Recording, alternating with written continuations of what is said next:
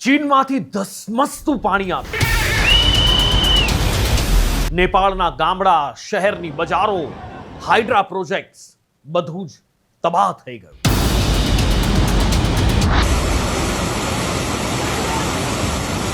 Police station પણ પાણીમાં વહી ગયા। કાર, મકાન બધું જ રમકડા અને તણખલા જેવું લાગવા લાગ્યું। નદી પર બનેલા કંઈ કેટલાય પુલ વહી ગયા।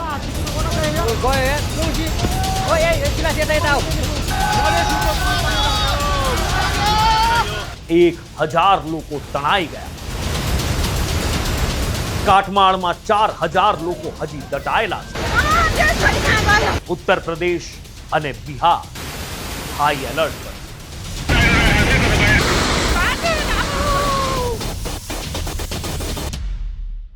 નેપાળમાં ભયાનક પૂર આવ્યું। આજે સવારે 9 વાગે નેપાળની નદીમાં ધસમસતો પ્રવાહ આવ્યો।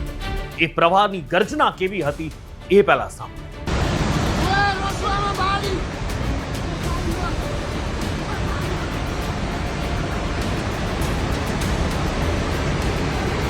આ માત્ર ઝાડની પાછળથી ઉડતી છોડો છે। વિચાર તો કરો કેટલું ઊંચું પાણી ઉછળી રહ્યું છે કે પહાડ પરથી લીધેલા વિડીયોમાં ઝાડ પાછળથી પણ જંગલની પાછળથી ઉડતી છોડો દેખાઈ રહી છે। આ પાણી કેવી રીતે આવ્યું એ તમે જુઓ।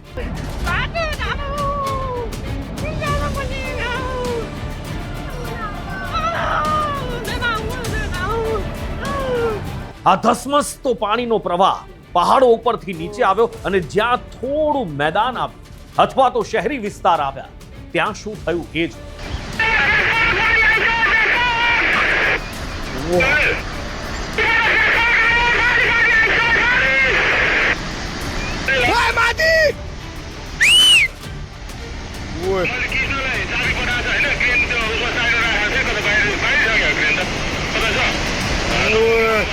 રોડમાં પુગેર માથી યાર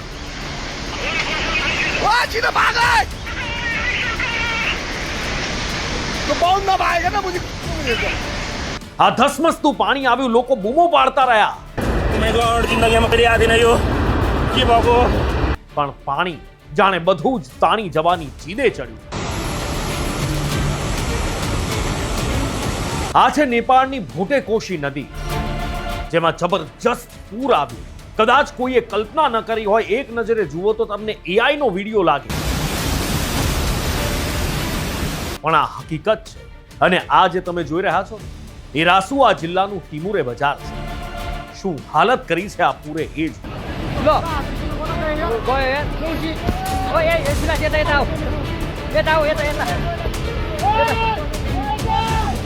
મકાનો, પુલ બધું જ તણાઈ ગયું। તબાહી જ તબાહી દેખાઈ રહી છે। એટલું જ નહીં, તમે વિચાર કરો નદી કિનારે જે લોકો ઘરમાં રહેતા હશે એમની શું હાલત થઈ હશે। આ પ્રવાહ અચાનક આવ્યો છે અને સેકન્ડોમાં પ્રવાહ મીટરો સુધી વધી ગયો છે। ત્યારે ઘરમાંથી એક વ્યક્તિએ વિડીયો ઉતાર્યો છે ને એ જીવ બચાવવા જે રીતે ભાગે છે એ જોશો તો રૂવાડા ઊભા થઈ જશે।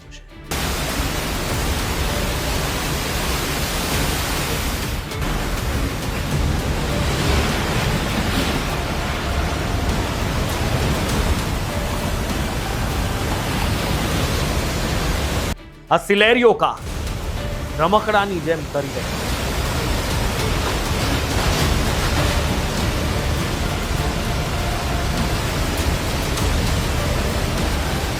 પાછળ એક સ્કોર્પિયો છે। મોટી ગાડી, નાની ગાડી શું ફરક પડે છે। આખે આખા મકાન જ્યાં પાણી તાણી ગયું હોય ત્યાં પતરાના શેડનું તો શું વિસ્તાર। કેટલો કાટમાળ આ પાણીમાં છે જુઓ તો ખરા। પાણીનું સ્તર હજી પણ વધી રહ્યું છે અને જે વ્યક્તિ મકાનમાંથી દોડીને બહાર આવી હતી અને આ વિડીયો ઉતારી રહી હતી પાણીનું સ્તર વધતા એ હજી ઉપર ભાગવા લાગે છે।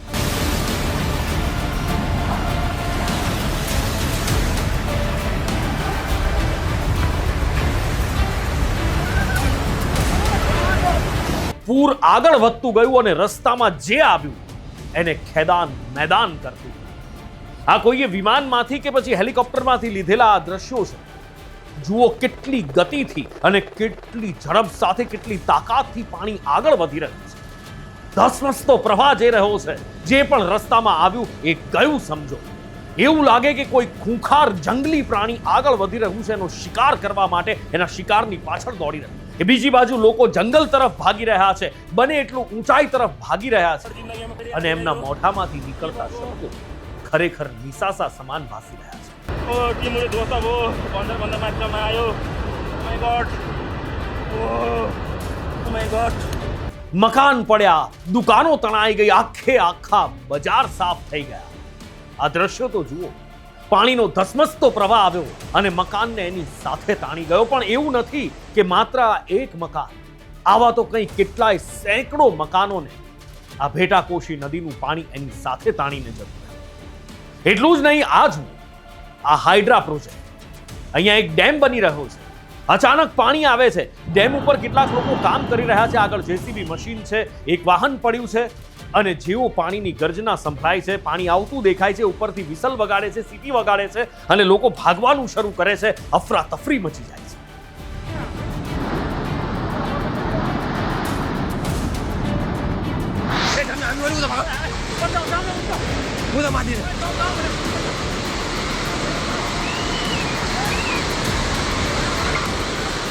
અને હવે આ જુઓ, શહેરી વિસ્તારમાં જ્યાં પાણી ઘૂસી ગયું ત્યાં શું થયું. આ કસ્ટમ વિસ્તાર છે, એની અંદર પાણી છે, બસ વાહન બધું જ તણાઈ ગયું. કાદવ કિચડનું સામ્રાજ્ય દેખાઈ રહ્યું છે, પાણીનો ધસમસતો પ્રવાહ છે અને મહિલાઓના મોઢામાંથી નીકળતી ડરની ચીસો છે.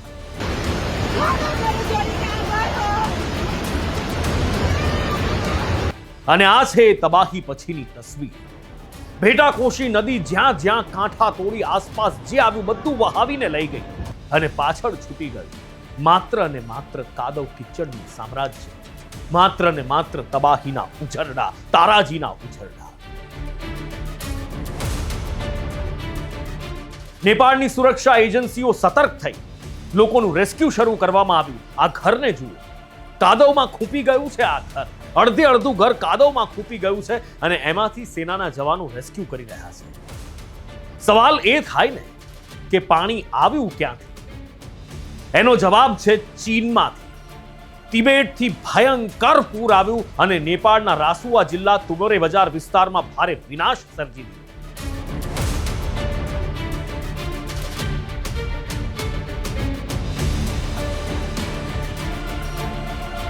ભેટાકોશી નદીની આસપાસ આવેલા આ બધા વિસ્તાર છે જેમાં લેંડેખોલાનો પણ સમાવેશ થાય છે. અહીંયા રાસુઆ અને સરહદ ક્રોસિંગ પર વ્યાપક નુકસાન થયું, ભયાનક તારાજી જોવા મળી. તૈમુરે સહિતના બજારો હતા નહોતા થઈ ગયા. વિનાશમાં 1000 લોકો તણાઈ ગયા છે અને જે કાટમાળ પડ્યો છે એમાં હજી પણ 4000 લોકો ફસાયા હોવાની આશંકા સેવાઈ રહી છે. વાહનો, દુકાનો, મકાનો બધું જ તારાજ થઈ ગયું છે, જાણે કંઈ હતું જ નહીં. નેપાળમાં જે ભૂકંપ આવ્યો હતો ને એ વખતે જે તારાજી જોવા મળી હતી ને એવી તારાજી અહીંયા જોવા મળી રહી છે. સિમેન્ટના પાકા બાંધેલા પુલ જાણે તણખલાની જેમ તણાઈ ગયા છે. કેટલી ભયાનક હાલત છે, જુઓ તો ખરા. પાણીની તાકાત શું હોય એનો આ પુરાવો છે. પણ આ માનવ સર્જિત હુનારત કહેવાય રહ્યું છે, કારણ કે એવું દાવો થઈ રહ્યો છે, આરોપ લગાવાઈ રહ્યો છે કે ચીને તિબેટમાંથી કોઈ પણ ચેતવણી વગર આ પાણી છોડી દીધું અને એના કારણે નેપાળમાં આ મોટી હુનારત થઈ છે. નેપાળ સેનાએ એક નિવેદનમાં કહ્યું છે કે અચાનક પાણી વધવાથી રાસુઆ જિલ્લાના તિમુર અને નજીકના સ્યાક્રુબેસી વિસ્તારમાં ભયંકર નુકસાન થયું છે. વાહનો, માલ સામાન, અન્ય સંપત્તિ, લોકો, માણસોના જીવ બધું જ તહેસ નહેસ થઈ ગયું છે. રાસુઆ જિલ્લા કાઠમાંડુના ઉત્તર પૂર્વમાં છે અને તિબેટની સરહદથી માત્ર 125 કિલોમીટર દૂર છે. હવે આટલી સ્પીડે જો પાણી અહીંયા આવતું હોય, સમજી શકાય છે કે એને પહોંચતા કેટલી ઓછી વાર લાગી હશે. લોકોને ચેતવવાનો સમય પણ નહીં મળ્યો હોય, જો કે ચીને ચેતવણી જ ના આપી હોવાના આરોપ છે. સ્થાનિક સમય પ્રમાણે સવારે 9 વાગ્યાની આસપાસ હજી તો લોકોનો દિવસ શરૂ થાય ત્યાં જ આ પૂર આવ્યું અને બધું જ તબાહ કરીને નીકળ્યું. અને હવે રાહત બચાવ કાર્ય પૂરજોશમાં અહીંયા ચાલી રહ્યું છે.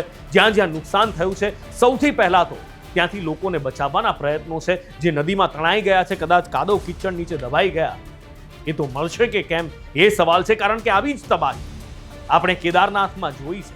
હજી પણ કેટલાય લોકો એવા છે જે ગુમ છે, જેમનો કોઈ અત્તો પત્તો નથી. કદાચ એ નદીની સાથે આવેલા એક કાદવની અંદર એ દટાઈને ત્યાં જ રહી ગયા, એમનો કોઈ આજ સુધી એમની કોઈ ભાળ નથી. અહીંયા પણ કંઈક એવું જ થયું છે. પરિસ્થિતિ ખૂબ વિકટ છે અને એની સાથે સાથે એલર્ટ ભારત માટે પણ છે. ઉત્તર પ્રદેશ અને બિહારમાં એલર્ટ જાહેર કરવામાં આવ્યું છે. બિહારમાં 9 જિલ્લામાં એલર્ટ જાહેર કરવામાં આવ્યું છે. ગંડક નદીનું જળસ્તર વધી શકે છે ત્યાં સુધી કે 3 મીટર ઊંચું ફ્લડ આવી શકે છે. એટલે કે લગભગ 9 થી 10 ફૂટ નદીની હાઈટ, નદીનું જળસ્તર વધી શકે છે અને આસપાસના વિસ્તારોમાં શું થઈ શકે એ સમજી શકાય છે. ઉત્તર પ્રદેશમાં ભરત સિંચાઈ વિભાગના પૂર વિભાગને એલર્ટ કરી દેવામાં આવ્યું છે. એવી આશંકા છે કે 3 લાખ ક્યુસેક પાણી આવી શકે છે અને 6 કલાકમાં અહીંયા નારાયણી નદીનું જળસ્તર વધી શકે છે. લોકોને સુરક્ષિત જગ્યાએ ખસેડવાનું કામ શરૂ કરી દેવામાં આવ્યું છે. એનડીઆરએફ પણ તૈનાત છે કે જ્યાં પણ ઇમરજન્સીમાં જરૂર પડે ત્યાં આગળ એનડીઆરએફ રહી શકે. મહારાજગંજના 3 ગામોમાં તબાહી જોવા મળે એવી શક્યતાઓ છે અને એના કારણે આ ગામો ખાલી કરવામાં આવી રહ્યા છે. એની સાથે સાથે બીજા પણ અલગ અલગ જિલ્લા તાલુકા છે જે નારાયણ નદીના કિનારે ઉત્તર પ્રદેશમાં વસેલા છે એને પણ અત્યારે એલર્ટ કરવામાં આવ્યા છે. બિહારમાં ગંડક નદીની આસપાસના વિસ્તારોને પણ એલર્ટ કરવામાં આવ્યા છે. પણ આશા આપણે એ જ રાખીએ કે આવી કોઈ હાલત અહીંયા ન થાય, અહીંયા પણ એવું ભયાનક વિનાશક પૂર ન આવે. નેપાળમાં જે થયું એના માટે આપણને સહાનુભૂતિ છે. નેપાળની સાથે હંમેશાથી આપણા જૂના સંબંધ રહ્યા છે અને નેપાળની આ તબાહી છે એ કેવી રીતે થઈ છે એ જાણવું ખૂબ જરૂરી છે. જો ચીનના કારણે થઈ છે તો વૈશ્વિક સ્તરે ચીન પર એક્શન લેવાય એ ખૂબ જરૂરી છે. તમને જો અમારો વિડીયો ગમ્યો હોય તો એક નાનકડી વિનંતી છે, વિડીયોને શેર અને લાઈક કરજો અને પ્લીઝ ચેનલને સબસ્ક્રાઇબ કરજો. Thank you.